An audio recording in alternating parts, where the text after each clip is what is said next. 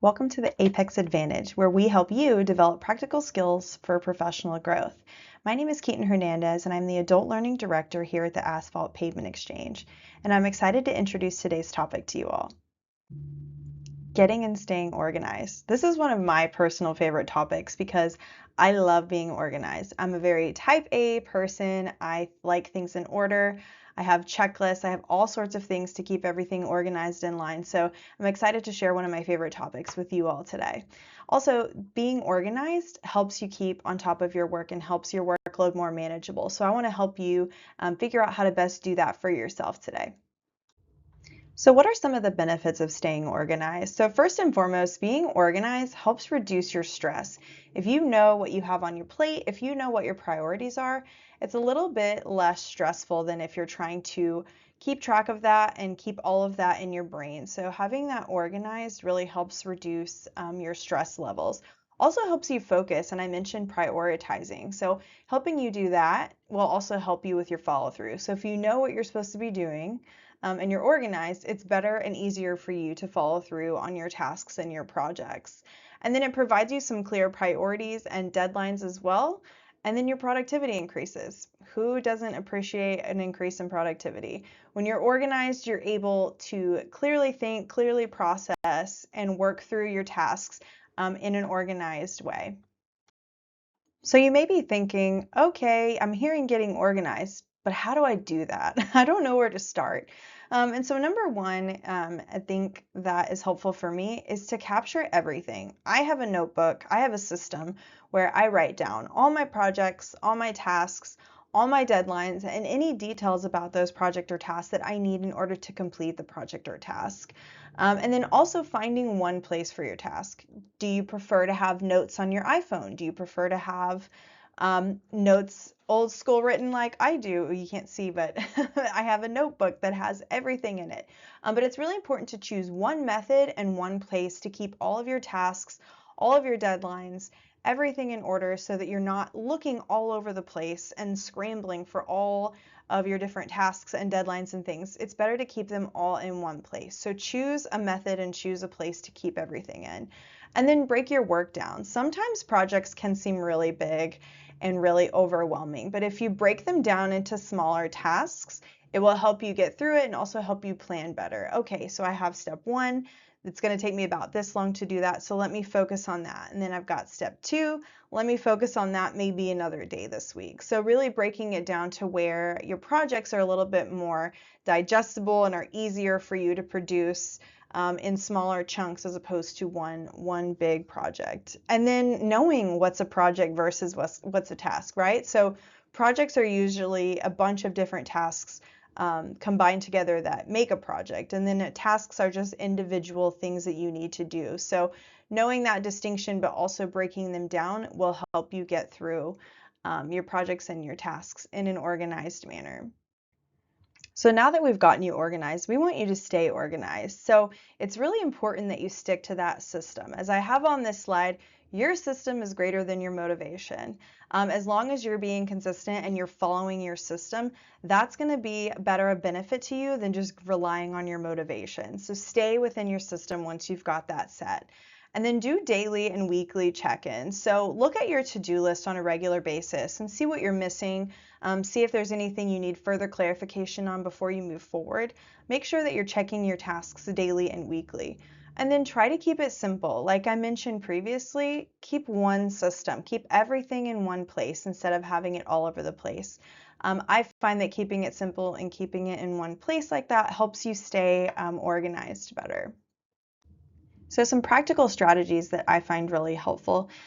First and foremost, a daily reset. So I take the first 5 to 10 minutes of my day when I get to my desk, look at my to-do list, look at what I have going on my calendar for that day, and just making sure that I'm prepared for those things.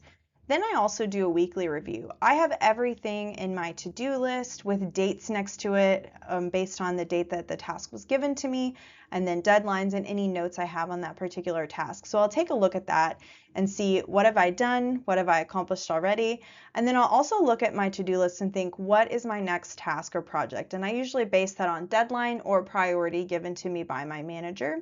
And then I look at my calendar for the next week, or the next day and see what's coming next. What do I need to prepare for that might not be in my to-do list that I need to make sure that I don't miss? Also, it's really hard, but don't neglect your email unless you have to shut off your email to work on a specific project or knock out a specific task. That's okay from time to time, but don't neglect it and let your email get so overwhelming that you can't keep up with it. I like to use a system where you either put it in three categories, your email. You either put it in an action folder, this is something that I need to do or I need to take care of. Reference materials, so I put it in a specific folder thinking, okay, if I need to go back and revisit this information or I need to have it for a future project or task, I have that in a file where I can go back and reference it. If I've gotten the information I need, if I don't need to keep it around, if I don't need to do anything on the email, delete it. So action, reference, and delete. If you have a hard time managing your email, maybe try something similar to that. It is okay to delete emails if you don't need the information in there, if it's not important. Go ahead and delete it. So that's something that I have found is really helpful in managing my email and not letting my email get overwhelming or letting my email manage me. And some things that work specifically for me that I have found work really well, if it's not written down, it's not going to happen. So I have to physically write everything down. It doesn't necessarily work for me to keep things digitally because I learn by writing things down. And so if I don't write it down, it's not going to happen. So write things down if that kind of strategy works for you. Also take a lot of notes. Like I've mentioned, I have a notebook. I have the date the task was given to me, the deadline of the task, any details on the task. And then also I have any questions in there that I've asked on the task as well. So I have a lot of detailed information in my notes. And you may not need that level of detail, but like I said, if it's not written down, it's not happening for me or I'm not going to remember it. So I typically require a lot of detail. And so a pro tip is I create a checklist. And if there is an item that I have to complete, an action item, as you can kind of see on this slide, the little check boxes with when you add a check when something's done, I use that. That is my system that I keep in my notebook. And I write a task down, and once I've completed it, I check that box. So I can look at my to-do list at any time and see what I've already done and what still needs to be done. And that's an easy way to keep up with that. And then I also practice something that I like to call calendar blocking, which I'm going to get into a little bit more on the next slide.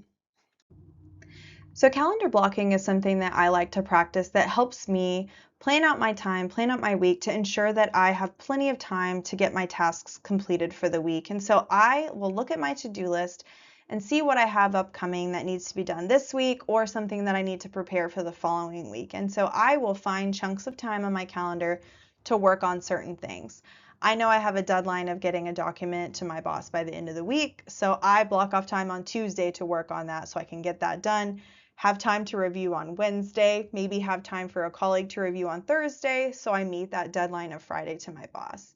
It's not always feasible for everyone, but even if you can get in 30-minute chunks to plan out when you're going to complete your tasks, that can be really helpful. And be flexible. Obviously, things come up and things move around, so it's better to plan a little bit ahead and have a little bit of flexibility, knowing that, okay, I'm planning on working on this on Tuesday, but it might have to push to Wednesday if something else pops up and you have to focus on a different priority. So calendar blocking is helpful, but also know that sometimes you do have to be flexible with that. I know that I am better at completing projects and tasks if I have large chunks of time to work on those things. And so it's really critical to look at your calendar and block those things off sooner than later. So you have time blocked on your calendar and you're able to follow a schedule that helps get you to your deadline on a task or a project. And then in terms of best practices, I do this on Fridays. I look at my following week and I say, okay, I have this deadline. Let me backtrack and plan out my week and think about how much time is this task probably going to take, and then block off that time on my calendar. I do that every Friday. I think it's really helpful, helps me wrap up the week, and then when I get to my office on Monday, I know exactly what I'm supposed to be working on for that week and what time I have to work on what project. So finally, I want you to think about what you've taken away from this session. I want you to choose one method or tool of tracking, and then I want you to pick up one daily habit and apply that to your job within the next week. So maybe you think, okay, I'm going to start writing things down in a notebook. Great. And then I'm also going to check my to-do list every day and anticipate what I'm doing for the next day. Those are great examples of choosing one tracking tool or method, and then also one daily habit. So think about what you're going to do and how you're going to apply getting and staying organized to your professional role and every day at work. So also just as a reminder, if you're unsure of a priority or if you're unsure of a specific piece of instruction you've received, ask. It's okay to ask and clarify to make sure that you understand. It's better to ask questions than to miss something and then get delayed because you misunderstood a priority or a task. And then sometimes it is helpful to repeat back. Okay, I heard you say this is when you need this by, this is what you need, and lay it out for them, and then ensure that that is what they initially intended for the project or task to look like. So it's definitely okay to follow up there. But I hope you enjoyed this session. I hope you take away something helpful, and we'll see you next time.